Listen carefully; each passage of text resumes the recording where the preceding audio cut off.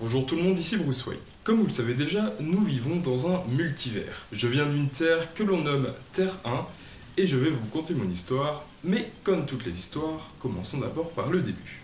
Bon, remettons-nous dans le contexte. C'était les débuts et tout n'était pas encore tout à fait au point. En y repensant, j'aurais mieux fait de tester ce grappin. Je poursuivais quelqu'un sur les toits de Gotham, et mon grappin a, comme qui dirait, déraillé. Et du coup, la personne a réussi à sauter sur le toit d'à côté en emportant avec lui l'escalier. Donc je me suis dit que je vais du coup sauter malgré tout. Et ce fut une sacrée erreur car je n'ai pas réussi à aller jusqu'au toit d'après et je suis tombé. Et comment vous dire, heureusement qu'il y avait des poubelles au sol. Mais qu'est-ce que ça fait mal. Mais afin de comprendre vraiment la globalité de toute l'histoire, nous allons encore revenir en arrière. Mon père, Thomas Wayne, s'est présenté pour le poste de maire à Gotham. Il a donc appelé Alfred Pennyworth afin de contrer toutes les menaces futures qu'il aura une fois qu'il sera maire. Mais ce soir-là, mon père m'avait promis de m'amener au cinéma voir un film. Du coup, une fois arrivé au cinéma avec mes parents, une coupure de courant s'est déclenchée, ce qui fait que le film n'a pas pu commencer et que même la séance était en fait annulée. Mais j'étais un sale gosse de riche et tout ce que je voulais c'était absolument voir mon film ce soir-là et pas un autre soir, malgré que ma mère m'ait dit qu'il y avait d'autres séances et qu'on pourrait y aller une autre fois, mais bon, j'avais pas envie. En sortant de la rue, j'ai croisé une personne qui m'a donc reconnu en tant que Bruce Wayne et qui m'a attrapé, sorti un flingue et me l'a collé sur la tempe en menaçant mes parents de leur donner tout ce qu'ils avaient sur eux contre ma vie. Seulement ils n'ont pas eu le temps de faire quoi que ce soit que la personne a tiré de coups de feu sur mes parents, me laissant donc pour seul témoin du meurtre de mes parents. Vous en doutez, mais j'ai vécu là des moments bien difficiles après ce passage. Et cela a marqué un tournant dans ma vie. Alfred est donc devenu mon tuteur légal / majordome alors que je ne le connaissais absolument pas et que j'étais dans une colère la plus totale. Mais revenons sur les événements présents et concentrons-nous donc sur le commissaire Gordon.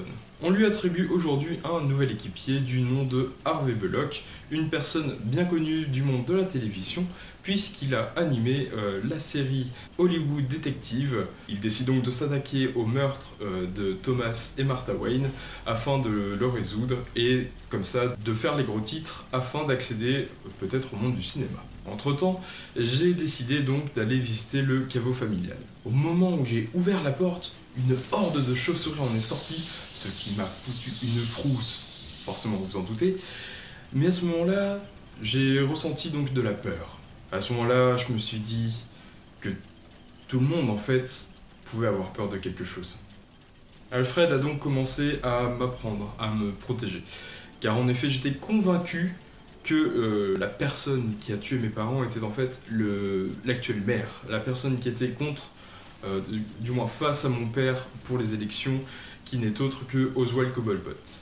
Je le savais parce que, vous savez, la personne que je suivais sur les toits est une personne en fait qui travaille pour Oswald Cobblepot et qui est un ancien policier qui a démissionné donc au moment où il a été élu maire et donc maintenant à son compte. Seulement j'ai vu une photo où il est en présence d'un briquet, mais pas n'importe quel briquet. Le briquet que j'avais offert à mon père peu avant sa mort pour Noël. Tout ce que je voulais, c'était retrouver le tueur afin de faire mon deuil, d'arrêter tout ça, d'arrêter cette vie et de commencer justement une vie tout à fait normale et tout à fait banale. Mais du coup, toute cette histoire de grappins, de gadgets, etc., je me suis dit que je n'y arriverais pas tout seul. Je ne suis pas ingénieur, etc. Donc je me suis penché vers le cas de Monsieur Fox.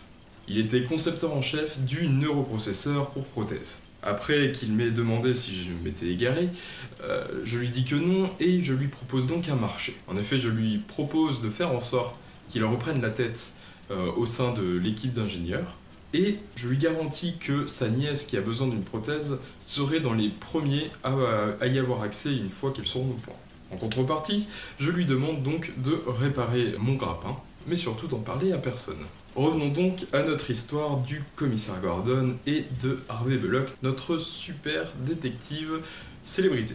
Ils étaient donc tous les deux en train de patrouiller dans la ville en voiture quand Harvey voit donc un délit qui se commet juste à côté d'eux, une personne en train de violenter une autre. Le commissaire Gordon lui dit de laisser tomber. Ce n'est pas leurs affaires, ils n'ont pas à s'embrouiller là-dedans. Et Harvey Bullock est choqué, il est même déçu. Il décide donc, malgré les avertissements de Gordon, de sortir de la voiture et d'aller appréhender le malfrat. Il le chope, l'arrête et demande à Gordon de l'aider, mais Gordon le stoppe et lui dit s'excuse en fait. Il s'excuse auprès du malfrat parce que son collègue est nouveau et qu'il ne sait pas encore comment fonctionne vraiment Gotham. Car Gotham a ses propres règles et il faut parfois s'y plier. De mon côté, Monsieur Fox a réparé mon grappin et je vais profiter d'une célébration de la ville afin de retrouver la personne qui a le briquet de mon père. Mais la suite sera pour une prochaine vidéo. Si vous avez aimé ce concept de vidéo assez spécial, n'hésitez pas à me dire en commentaire ce que vous en pensez, ce que je peux améliorer, ce que je peux rajouter. Donc voilà, le principe est vraiment de raconter l'histoire d'un comics en fait. Pour les personnes soit qui n'ont pas forcément envie de le lire, soit qui veulent le redécouvrir d'une autre manière. N'hésitez pas à me suivre sur les différents réseaux sociaux, je poste régulièrement sur Instagram et je suis actif donc aussi sur Twitter. Je vous dis à la prochaine, ciao, bye bye.